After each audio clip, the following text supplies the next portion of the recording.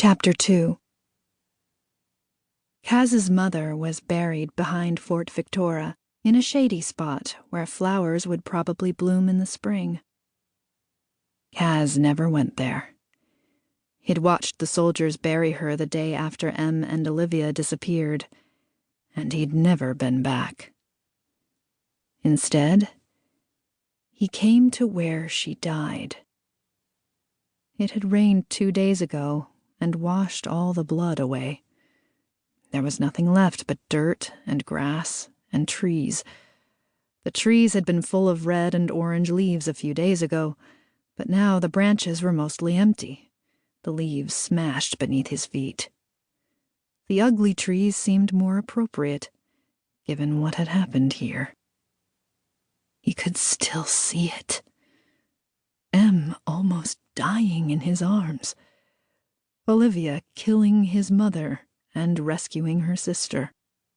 "You don't deserve to be here," a voice behind him said. For a moment, he worried the voice was in his head. He'd been thinking the same thing. But he turned and found his cousin standing a few paces away. Jovita had her hands on her hips, ice in her eyes as she glared at him. Her dark hair blew in the wind, and an angry red scar cut down her right cheek. Em had given her that scar. She looked a little like his father. They had the same olive skin and wide mouth. He turned away. "It's not safe anyway," Jovita said. Her tone was more scornful than concerned. "The ruined are gone. The warriors are gone." "And whose fault is that?" Jovita stepped beside him, tapping her chin like she was thinking. "Oh, that's right. It's your fault for freeing Olivia Flores and letting Emelina waltz right out of here." It was his fault. He'd freed Olivia, and she'd killed his mother. Right after his mother almost killed Em. He couldn't muster up any anger for Olivia. He was mostly just sad. "I want the necklace," Jovita said, holding her hand out. "The one the Queen gave you, with weakling in it." "I buried it with her," he said. Her jaw clenched. "That was stupid, Kaz. That necklace could have protected me from the ruined." Kaz shrugged. The weakling herb hurt most ruined, but it barely seemed to slow Olivia down. He doubted the necklace would have offered much protection. "If she'd kept that necklace instead of giving it to you, she might still be alive," Jovita spat. "And you just—" "2 more advisors arrived during the night," he interrupted.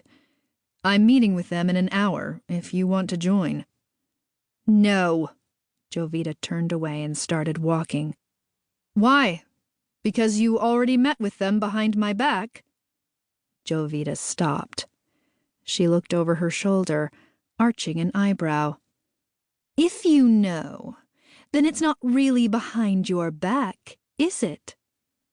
She stomped away. He watched her go, an uneasy feeling swirling in his gut. A guard emerged from the trees as she left. It was Gallo, lurking near Kaz as usual. The captain of his guard rarely let Kaz out of his sight these days, even when Kaz would prefer to be left alone. The price of being king. Today, Gallo's boyfriend and fellow guard, Matteo, was with him. Matteo stood a few paces away, his back to them as he surveyed the area for possible threats. Kaz stuffed his hands in his pockets, rounding his shoulders against the cold wind as he walked back to the fortress.